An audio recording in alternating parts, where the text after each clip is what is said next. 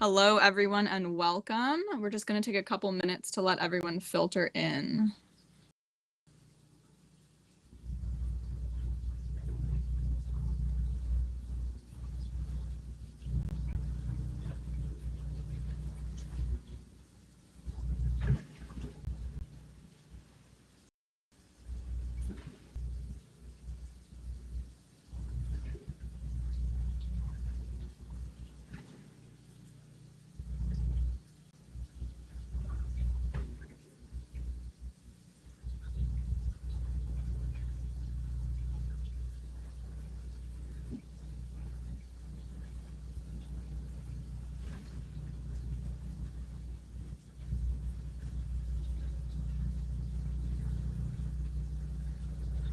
For those of you just joining us, we're going to take 1 or 2 minutes to let everyone join us, and then we will get started.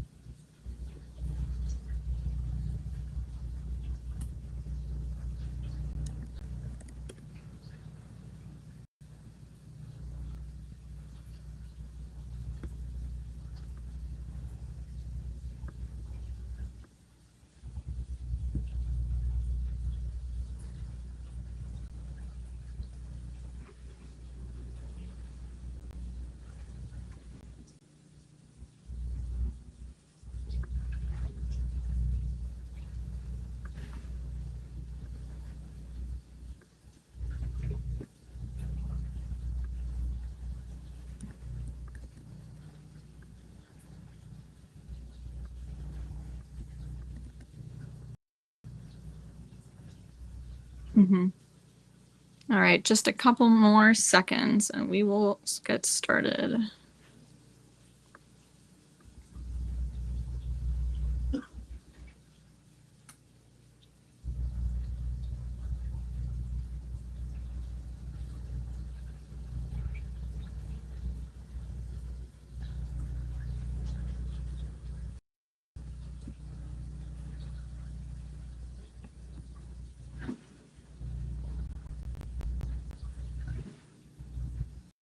Alrighty.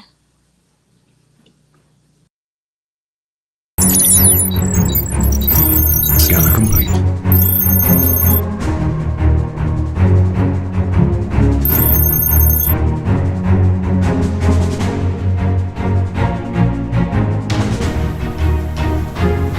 Come on, a little more, a little more, a little more.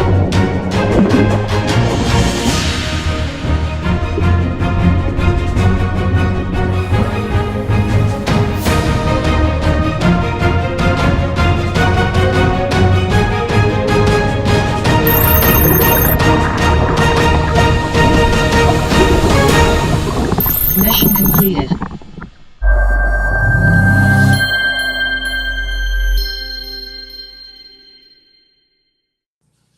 Hello, everyone, and welcome to Where the Babies Roam, a shark tagging adventure. I'm Kylie Vandy Wingard, your moderator for today, and we have an exciting event up for you all. Get ready to dive into the world of ocean giants, because today we're going on an epic journey to meet some very cool top ocean predators. We're here off of Carpinteria at one of the few sites where the babies roam, which is to say one of the few juvenile white shark nurseries off the coast of California. Great white sharks from ages 0 to 6 socialize, hunt, and grow here.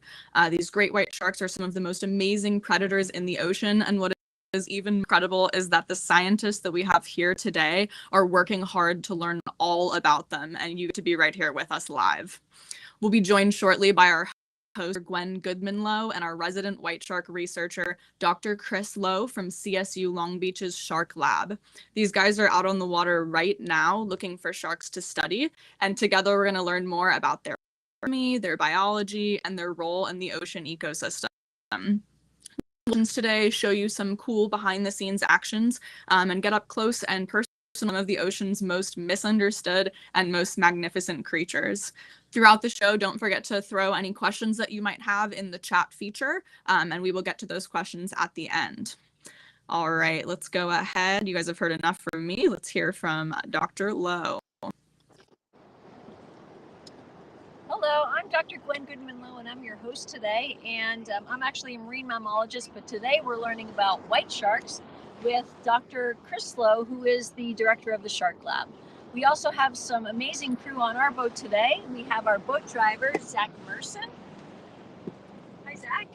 We have our drone pilot, Anthony McGinnis. And last but not least, we have our amazing camera woman, Ava Dominichelli. All right, so let's get started today. Let's get started. Okay, so the first thing we have to talk about is we are in an area that is considered to be a nursery ground for white sharks. So, Dr. Lowe, can you explain to us what is a nursery ground and what does it have to do with white sharks? Yes. So think of this like a playground, right? Anywhere from kindergartners up through sixth graders. So this is kind of where these young sharks come in after they're born, and they'll hang out here because it's safe. So white sharks are born live. Females give birth to live babies, and they're completely on their own. So we think they seek out these locations because they're safe, because the water's warm, and there has to be lots of food because they spend weeks to months here, cruising back and forth, trying to grow. So the things that they like to eat are found here in abundance. So let's go back to the safety issue of it. So what predators do white sharks have then? Ooh, Or okay. baby white sharks. Let's start with baby white sharks, since this is a nursery for them to be safe. What would be their predators? Why do they have to be here to be safe? So the problem is when they're born, they're completely on their own, and they don't know what a predator is yet. They just know by instinct they need to be someplace safe. So by coming into really shallow water, and by the way, we're only in 10 feet of water right here. Wow. We're very close to the beach. Wow. We've seen those sharks actually within 3 feet of water. So by being in shallow water, this is a safe place because large predators don't come into these habitats. But what would their large predators be here in Southern Oh. California? So bigger sharks, of Okay. course, will eat them. Orcas will eat them. Okay. So there are a lot of predators found around coastal California that don't come into these areas because it's so shallow. Interesting. So, so Kylie said that they would come here between the ages of 0 to 6 years old. So if age 0 is when they're coming, does that mean that they're born here too? Ooh, great question. So we don't know actually where they're born. We just know starting around April or May, the smallest white sharks start showing up at these beaches. Now, a small white shark, a newborn, is probably around 4.5 feet long. That's about the size of a fourth grader. So a female will give birth to anywhere from 2 to 15 babies at a time that are that size. And then again, they're completely on their own. So they'll show up here as babies, they'll hang out here, they may migrate somewhere else, and then come back here year after year until they're about 6 years old. When they're 6 years old, they're now 9 feet long. Wow. So they grow a foot a year Wow. for their first 6 years, and they come back to the same playground, if you will. Okay. So how do you know they're a newborn then? Ooh, that's another good question. So sometimes when we catch them, we flip them upside down, they'll have this red, like belly button scar. So they don't have an umbilicus like other sharks. That scar is from their yolk when they were in their mom, and it will be red and raw. And that's how we know they've probably been born within a week. And then that scar heals over time and it'll turn white and then eventually disappear. So by the time they're 3 years old, that scar starts to disappear and it turns white after the end of their first year. So we can kind of estimate how long they've been out of mom based on that scar. Okay, I have 2 questions related to that. I'll have to try to remember the second one. The first one is, what do you mean yolk and umbilicus? What do those 2 things mean? I mean, you're talking about an egg? There's an egg inside the mom, or what? How does that work? Absolutely. And reproduction in sharks is so cool. So for example, they have internal fertilization. And then what happens is the mom will produce an egg, and that egg will pass, it'll get fertilized. And then the embryo will develop off the yolk like a chicken. Huh. But the yolk's gone by the time the baby is this big. But do they have little like chicken eggs, like hard shelled eggs inside the mom's body? No, the yolks are big. Okay. And that's where all the good nutrients are, in this big oil-filled yolk. Okay. And that yolk is gone by the time they're this big. But Okay. remember, Oh, they're born at 4.5 feet. so what happens when the yolk is gone but they're not born yet? That's the other cool thing. Their moms will continue to release eggs and the embryos will eat the eggs in the mom's uterus, in the mom's tummy. Cannibalism. Well, not No. really. Why? They're just eating eggs. They're egg Okay. eaters. All right. And they'll get these big giant Buddha bellies full of eggs, and Okay. that'll help them grow to about this big. Wow. Remember, they're born this big. Right. So the last thing the mom does is her uterine wall becomes very fuzzy, like a shag carpet, and it secretes this material that the embryos drink. And it almost looks like buttermilk. It's super rich. And the embryos drink that, and that is their final form of nutrition. That's amazing. Now, can 15 baby sharks really make it to the 4 feet long? Like 4 feet times 15 sharks? That's a lot of shark in a mom's belly. Like, how is that possible? Exactly. And those moms look like they've swallowed a Volkswagen. Wow. They get huge. So, and of course, it takes probably 12 to 14 months to incubate those babies.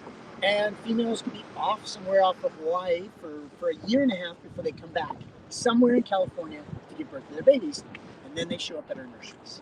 Okay, I'm going to leave that other question I was thinking about for a second and go back to another question I have.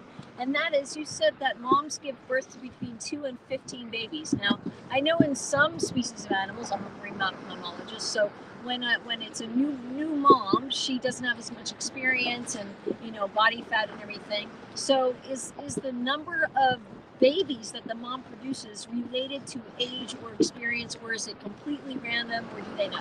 We don't know. Okay. Is the honest truth. So the problem is very few adult female white sharks that are pregnant have been caught. So everything we know about their reproduction comes from those very few sharks. So that's how we know kind of the differences in how many pups they give per litter. But we don't know whether bigger females can carry more pups and those pups get bigger, or whether some of those females will just produce a few pups that are really big. Okay. So remember, the bigger the baby, the safer they'll be the first year. Right. Okay, that reminds me of another question, and that is, sharks are not warm-blooded, they're not endotherms, and so similarly, turtles, sea turtles, and snakes and things like that are also not warm-blooded, and you can, the number of males versus female eggs changes by the external environmental temperature that they're exposed to. So do we see that in sharks at all? So is it always going to be a 50-50 ratio of males to females in the mom, or do we know anything about that when they the sharks have died and they've cut them open? What kind of sex ratio do they see of the babies in there? So it looks like for most species of sharks, it is 50-50. Oh, it is? Okay. Yep, by and large. Okay. They vary a little bit, but by and large, it's 50-50. And females get bigger than males. They tend to grow faster than males. And the other cool thing about most species of sharks, including white sharks, is that males and females separate for most of the year. And the only time they come together is occasionally to feed and to mate. Okay. So that brings me, circle back to the question I was going to ask you before, and that is, all right, so the babies start showing up here in the spring, and then you said they kind of go away and they come back, sometimes or whatever. So my question is, are these juvenile white sharks in this nursery area all year round? Because, in Southern California, we have pretty mild weather. We don't have a strong winter. So would we see these babies here all year round? And you know what I mean? Or are they actually going somewhere? Well, it used to be they were only here in the summer. Okay. And in the winter, when the water temperature dipped below 60 degrees, that was too chilly, they would migrate to Baja. They would go to Mexico, where it was warmer in the winter. Sounds like a good plan. Yeah, of course, they're smart. They're smart that way. But the other cool thing that I forgot to mention is that white sharks are one of the unique species that can keep their bodies warmer than the water. Wow. So but they're not warm-blooded. Technically, yes. Okay. Technically, yes or no? Technically, yes. Okay. Because they can keep their body core warmer than the water that they're swimming through. The problem is when they're babies, their bodies are so small, they're not big enough to keep the heat very long. So even though they can keep their muscles warmer, as long as they're swimming, they can keep their body core warmer. But because their bodies are so small, they lose a lot of that heat. So in many ways, they act like a cold-bodied shark, cold-blooded shark, until they're about 2 years old. Then they have the mass, the body mass, to keep their bodies warm enough, even when the water's colder. Okay, but the thing is, for most animals, even humans, we know that after we eat a big meal, we start to get really hot because when we feed, our metabolism is speeding up and it's creating body temperature, internal body temperature for us. So are the babies, even though they're small and they have a hard time with that, does them feeding on whatever they're going to feed on, and we'll get to that next, does feeding them help with, does their feeding help with keeping them warm at all? It probably does. Okay. Yeah, because anytime we eat a meal, it does warm things up. Right. Because there's all these enzymes breaking down the food, and a lot of energy is being spent to break that down, and it creates heat. So that does happen. But again, they probably don't eat very often. They don't eat as much as we do. Okay. And they don't eat as big a meal. So Okay. therefore, they're not getting as much heat out of that. Most of that comes from swimming and ingenious circulation. Okay. So you said they don't eat as much as we do. So most people eat, 2 to 3 meals a day. Some people like me snack all day long. So how long can a white shark go without feeding? I've heard 2 weeks. I've heard, a month. What is there a guideline for that? So first of all, have you had a snack lately? I All did. right. So the interesting thing is we are what we call homeotherms, which means we spend a huge amount of energy keeping our bodies constantly warm and at the same temperature. And to do that, we have to feed the furnace, which means we have to eat a lot. Now, these sharks, even though they keep their body warmer than the water, their metabolisms are generally much lower. So people, for example, a kid, will burn 2,500 calories per day. Let's say a Snickers bar is worth 500 calories. If you eat 5 Snickers bars, you've taken in your 2,500 calories per day. These little sharks may only be burning about 400 calories per day. Wow. So as a result, they don't have to eat as much. Okay, so what do they eat though? We haven't talked about what are they eating when they're here, because they're in this shallow environment, and what are they feeding on? So we've done studies looking at what food could be here that they Okay. could be feeding on, and one of the number one things we find they eat are things in the bottom. Okay. So stingrays, we call them pancakes. Round stingrays are round like a pancake, and there's lots of those. Bat rays, Okay. and then of course we have flat fishes like flounders and halibut, and then we have croakers and surf perches. All these species live in the bottom, and they're all good baby food. So those are the sorts of things that they like to eat. Oh, our drone's coming in. We're going to change batteries and go back out, and hopefully Anthony's going to find us a shark in a minute. Coming back down. Okay, so stingrays have a venomous spine on their tail. They- So what happens when Yeah, so when a white shark eats a stingray, it might get stung, but they don't care. Really? Yeah, so we find stingray spines stuck in their jaws, stuck in their stomachs. Wow. They can tolerate that. They're tough critters. They Okay, really are tough. okay. And of course, they're learning how to do it and not get stung. Okay. So there's probably a lot of learning involved, but Okay. in that learning process, they probably get quite a few spines. That's really interesting. Okay. So the main prey then they're feeding on are stingrays, you would say. That's their favorite. Oh, that's their Because favorite. they're some of the biggest things you'll Okay, find around here, interesting. and they're the most abundant. Okay, very interesting. Okay, so let's talk about how do you go about studying these sharks? You do something known as tagging, is that correct? Absolutely, and that's something that we're trying to do right now. But to tag, we got to find them. Okay. Right? So that process starts with drones. Okay. So drones have really changed how we study sharks because it's small, it's light, it's cheap. My students are pilots, so they can fly, and we can stay fairly close to the boat. So if they see a shark, a couple football fields away, we can run over to it, and the drone tells us exactly where the shark is. Once we find the shark, the next step is we have to tell if it's a male or a female.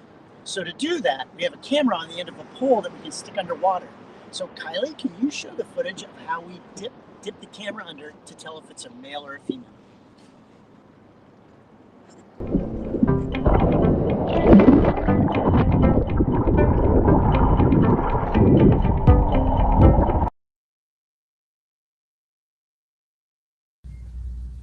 Hey everybody, we seem to have lost Chris and Gwen.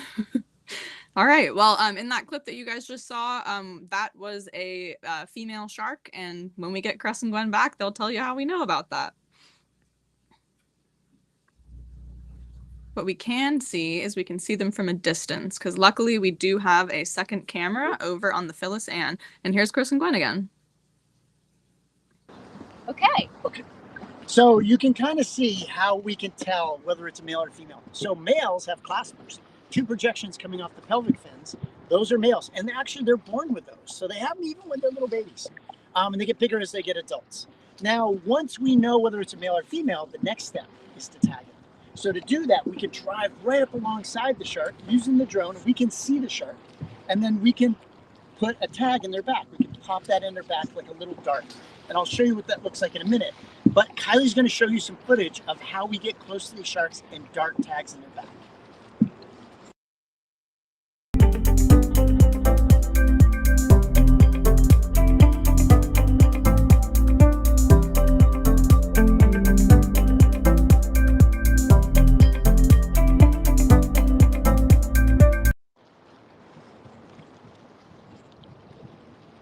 So this is what one of the acoustic transmitters looks like. So this actually produces a sound that is higher than the sharks can hear. And this actually is being detected by our receivers that are located all around this area. So it enables us to track the sharks when they're in close to shore. This is the dart that goes just beneath the skin, and this hangs off like an earring. So this actually pokes in and it allows us to track the shark while they're moving through the water. Okay. So these transmitters stay in about 3 years, and after that, it works its way out, falls off. So tell me exactly what kind of scientific information you're getting with this little transmitter right here. So this transmitter is kind of a special one. This one measures acceleration. So it tells us how active the sharks are, how fast it is swimming, and when it's moving really slowly. But it also has a pressure sensor on it, so we can tell how deep the shark is. So even when we're not here, our acoustic receivers are constantly listening for these tags.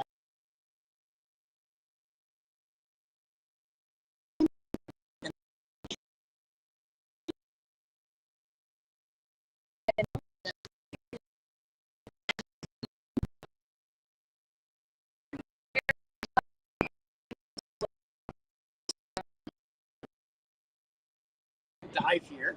We pull the dive here.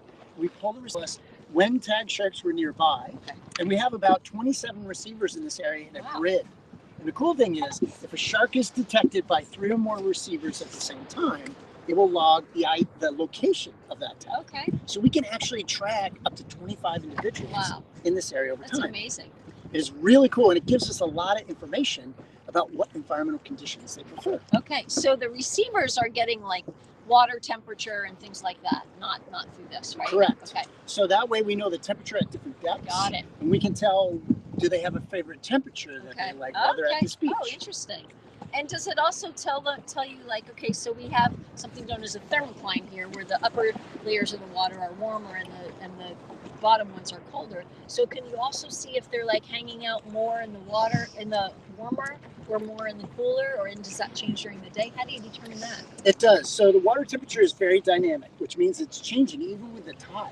So the water temperature can change like 6 or 7 degrees Fahrenheit over the course of the tide. Wow. And vary by spots. Okay. So the sharks are going to the spots that are warmest. Oh, they are. Okay. Yeah. And the upper reaches of the water, the upper surface parts are warmer than the bottom. Okay. So if they want to warm up, they just come to the surface. But you can tell. You can tell all of that. Oh, that is a sharp instrument. You can tell all that from the receivers and these data that you're collecting from these transmitters? Yes. Okay. So it tells us what is their favorite temperature and where they want to be. In fact, one of the interesting things is sometimes we can sneak up to them when they're right at the surface because they're moving very slowly and we think they're almost in a form of sleep. Okay, interesting. So sharks sleep. I never would have known that. Yeah, so we have another type of tag that we call smart tag that we can put on these sharks. This gets clamped onto its dorsal fin like a little backpack. It's got a 3D accelerometer, gyroscope, so it's telling us every motion the shark makes 30 times a second. That's amazing. It's got a temperature and depth sensor. It's got an acoustic transmitter so we can follow it from a boat. And it's got a video logger so we can see what the shark sees. Oh. So this stays on the shark for 24 hours. Okay. And after 24 hours, it pops off. Okay. So we've tagged some sharks with this. And one of the things we found is during certain times of day, they'll swim in a circle, like a 30-foot diameter circle in one direction for 20 minutes. Wow. Then they'll reverse and go the opposite direction for 20 minutes. Wow. And then reverse again. They'll do that for 4 hours. Really? So we think that's how a white shark that must continuously swim in order to breathe makes them. That's so interesting. So getting back to the transmitter for a second. So, for marine mammals, a lot of times they put the tags that they want to use. They'll put them, in their flippers, right? So do you tag this in the dorsal fin or the caudal fin of the shark, or in the back or the mouth? How do you do that? That's a great question. So we typically want to get the transmitter right next to the dorsal fin in the back. In fact, we have some cool footage. Kylie, would you like to share that footage?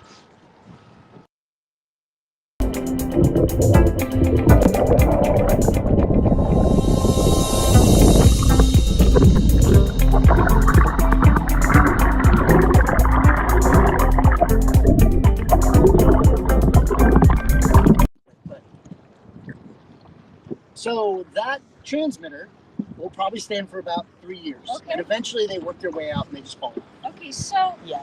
did we talk about why sharks don't really get sick? Like okay, if you jab something in my skin, I'd probably get an infection. So you're jabbing this into the skin of a shark, and there's lots of bacteria in the water and viruses in the ocean. So do they get sick from this? Does this harm them at all? So that's always a concern. Our number one question is making sure that sharks are safe, right? So we're always asking, are we doing the right things? Are we trying to take into consideration their health? So we're always very careful about that. But people have been tagging fish and sharks for decades, and we get to see them and recapture them, so we know they're doing okay. In fact, even when we tag them, quite often they'll just take off for a few seconds and then settle right down. Our biggest challenge is not tagging that same shark again. Wow, that's so interesting. So they don't seem to care that much. They don't. And then the next question is healing, so it doesn't Right. harm them. Now, some of the sharks, if we catch them, we can flip them upside down and put them in what is called tonic immobility. They go to sleep. Wow. And we can make an incision into their abdomen and stick the transmitter into their body, suture them back up, flip them over, and they swim away. Now, those transmitters that we put in the sharks last 10 years. So we can track the sharks from being babies well into their teenage years. Wow, that's interesting. But they're bigger than this one, right? This one's pretty small. Correct. They are Okay. bigger than that, and they only pulse every 100 to 300 seconds. Okay. So what that means is when they're swimming through here, they could swim past the receiver and not be detected. Oh. And that's why we need so many receivers out. Interesting. That's very interesting. Okay, so the ones that are on their dorsal fin, did you say those were satellite tags? So we have other transmitters that we do put on their dorsal fins. So some of those transmitters are that go on their dorsal fins actually use powerful radio waves. So that means they only transmit when the shark's at the surface. So when the fin breaks the surface and the antenna is sending a signal to satellites in orbit, it will send me a text alert or an email telling me that this shark was detected at this latitude, longitude, time, and date. But when the shark goes back underwater, it turns off. So it only works when the sharks are at the surface. They don't have to come to the surface to breathe.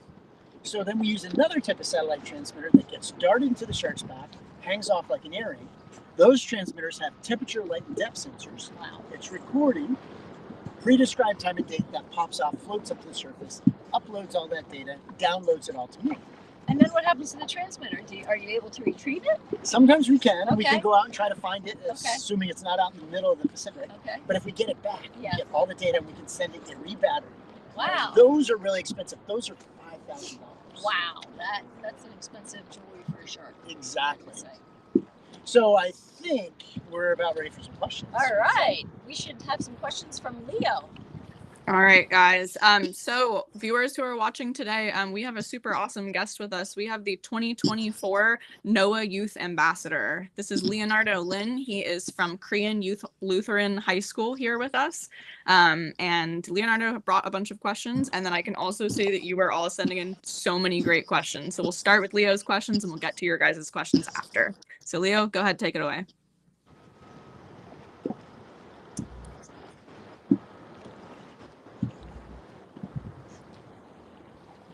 Oh no. All right. So we had this last live stream. Unfortunately, Leo's microphone's not working again. So we're going to play a little bit of telephone.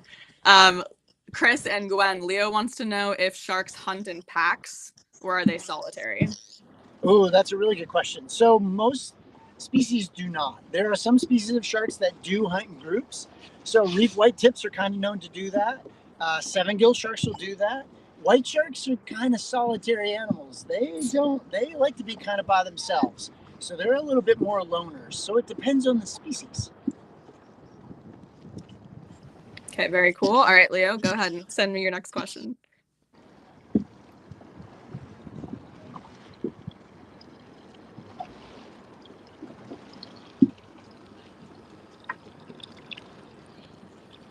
All right, that's a good one. Leo wants to know, when you tag the sharks, do you name them or are they identified by like a tag number? Is there any sort of naming system? Yeah, we don't name our sharks. That's a really good question, but we do give them a number. So every shark that gets a tag gets its own ID number. And so far, we have tagged almost 600 white sharks. And we have 300 white sharks currently swimming around with active transmitters in them. That is a crazy number of sharks. All right, Leo, let's get one more question from you.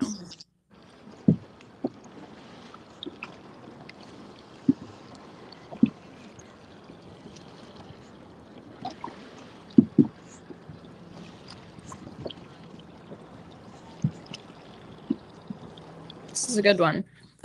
Leo wants to know, how can we reduce human white shark interactions? And I guess I would further that question to also ask, are human white shark interactions unsafe? How can we safely go to the beach? Man, that's a great question, Leo. So one of the things that we've learned using our drones is that when people are out swimming and surfing, there's baby white sharks around them all the time. And they seem to ignore people. So when we're sharing these nurseries with these sharks, by and large, we're flotsam. We're things that just float on the surface that don't even know the sharks are there most of the time. So this is really good news. This means that we have learned to share the environment with the animals. So what I always tell people is, look, if you're out there, you should always assume white sharks are around. It's their home. We're visitors in their home. But that doesn't necessarily mean we need to be scared of them. So one of the things we always tell people is always assume they're there. But stay together. Stay in a group. You're always safer in a group. We see fewer bites on people if you're in a group. And basically, if something should happen, even if you should get tired and you need help getting back to the beach, you have somebody there to help keep you safe. So stay in a group is the safest thing. If you see a shark, that means the shark wants to be seen. And you should always keep your eye on the shark, always follow the shark. And if you lose track of the shark, where do you think you should look? Behind you. Why? Because that's where sharks like to go to see what something is without being seen themselves. Okay, we are getting so many questions in the chat features. So I'm going to do my best to have them answer. Chris, you're going to be just as fast as you possibly can answering questions. Our first question, and I'll put it on the screen so everyone can see, how many babies can a shark have at once? Ooh, it depends on the species. So whale sharks can give birth up to 300 babies at a time. That is an insane number. What about white sharks? White sharks, 2 to 15 babies, depending on the size of the female and her age. Okay. All right, next one. How long do sharks live? Ooh, so white sharks, we think, can live up to 70 years old. Some species like round stingrays, which is basically a pancake shark, can only live to about 12 years old. But then there's some species like Greenland sharks that we think can live to be over 470 years old. Oh my goodness, they have been around for so long. Speaking of pancakes, because you just mentioned pancakes, somebody wants to know, why do you call stingrays pancakes? So round stingrays are called round stingrays because they're round and are about the size of a dinner plate, which is my favorite pancake size. And they litter the seafloor, and that's how they hide from predators. But if you're a little baby white shark and you're learning how to hunt, scurping up pancakes off the seafloor is actually pretty easy. So that's why we call them pancake rays. Bat rays are more pointy wings. They flap their wings, but round stingrays undulate their wings and they tend to hide by burying. So that's why we call them pancakes. Okay. Do mother sharks pass away after giving birth? No, actually, some sharks give birth to many, many litters. They might have babies out there that are many generations. And because some sharks can live to be 300 and some years old or 400 years old, think about how many babies that female could have given birth in her lifetime. So obviously, females give birth to big litters. It takes them time to recover. Mating is very rigorous. Males have to bite females in order to mate with them. So females need a break from that. So they will go off and separate from males, and that gives them time to heal. All right. This one's a little bit for Chris specifically. Is it dangerous to tag sharks? Are you risking your life every day while you tag sharks? So it is kind of dangerous, and we do have to be careful. And we spend a lot of time training, and we spend a lot of time teaching people how to be safe around sharks. And more importantly, we want to make sure the sharks are safe while we do this. So we have two groups of animals, safety in mind, our students in mind, and that of the shark. So to do that, we're always thinking about new ways on how to safely handle the animals and keep us safe. Now, when we dive, this is another one of those things that we've learned. In the early days, we used to be a little worried about diving in murky water, in water where we know there are sharks. But now we know that there are sharks around. They probably swim right by us. We can't even see them because the water's so murky, but they don't seem to care. They just seem to ignore us. Okay, let's do a couple numbers questions. How many sharks live in the ocean, and how many teeth do sharks have?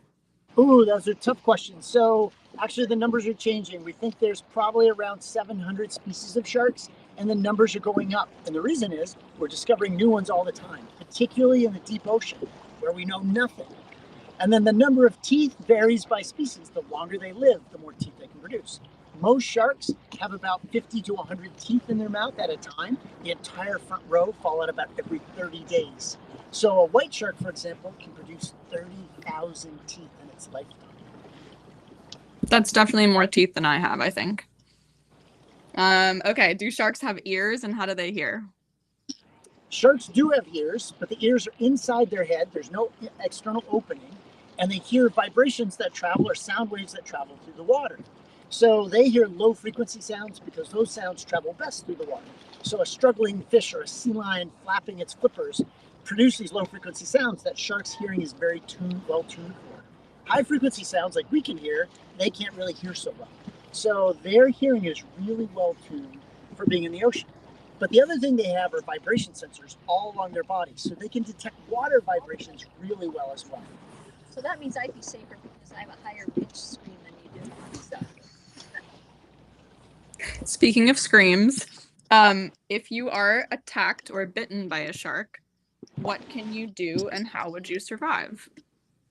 Great question, and that rarely ever happens. But if it does, you should fight back.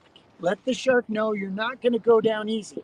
You want to hit it in the nose, you want to hit it in the eyes, those are sensitive areas, and to get the shark to release. Now, it's really rare for a shark to come back. Usually the bites, we don't know why, might be on accident and mistaked you for a prey, or you startled or scared it and threatened it in some way. So a good pop in the nose is usually good enough to dissuade the shark. Okay, so throw them your best left hook. How do sharks breathe?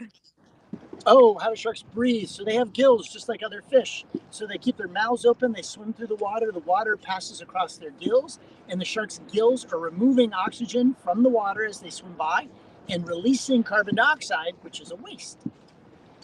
All right. What is a shark's top speed? And actually, I'd like to modify this. What is a white shark's top speed? And then what's the fastest shark that's out there?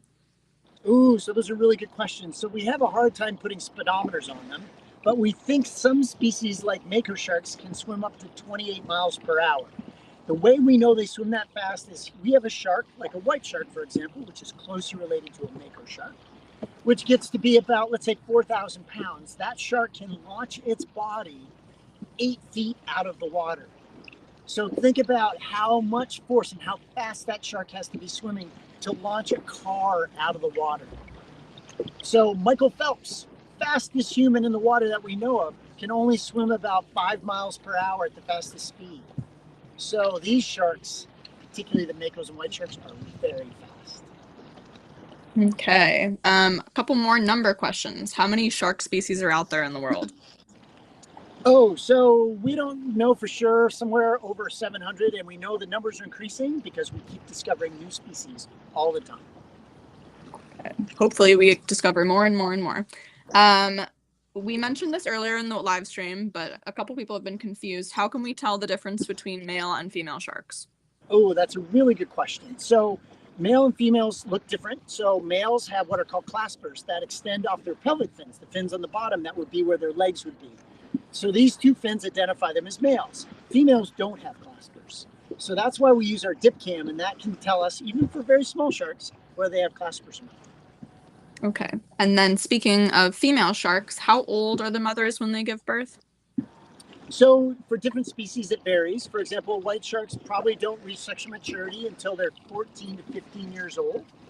Some species like Greenland sharks, we think may not become mature until they're 128 years old. That is so old. Okay.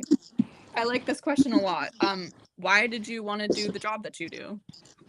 Oh, well, it's beautiful. We're out in the ocean. It's lovely.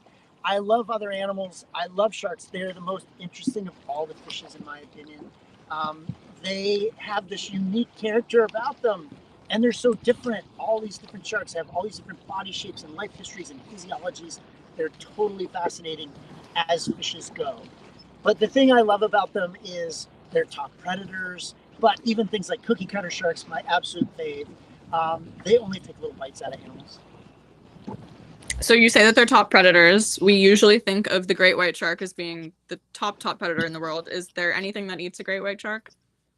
Yes. What is it? Oh, it might be a marine mammal.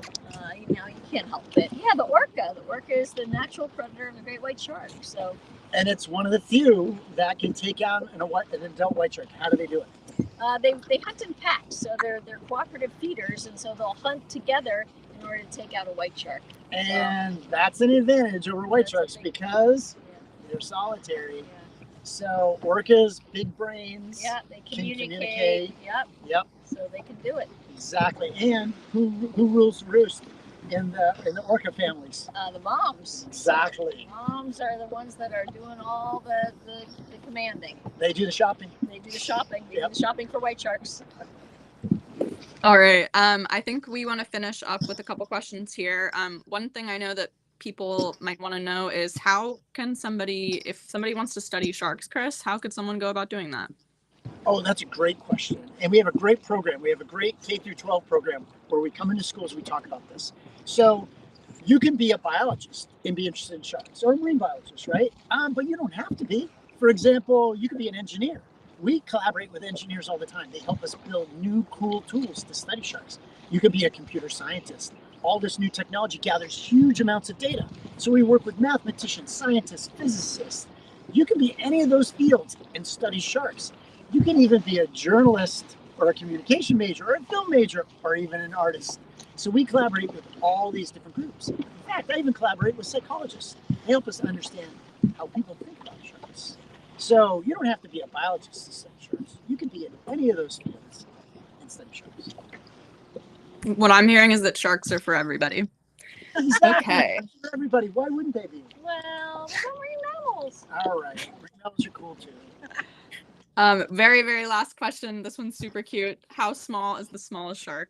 Oh my God, I love these things. These little pygmy sharks, at full grown, are 8 inches long. They're the size of a cigar. They also call them cigar sharks. At full grown, they're 8 inches long. And, they're little nibblers. They're out there taking little nibbles out of things.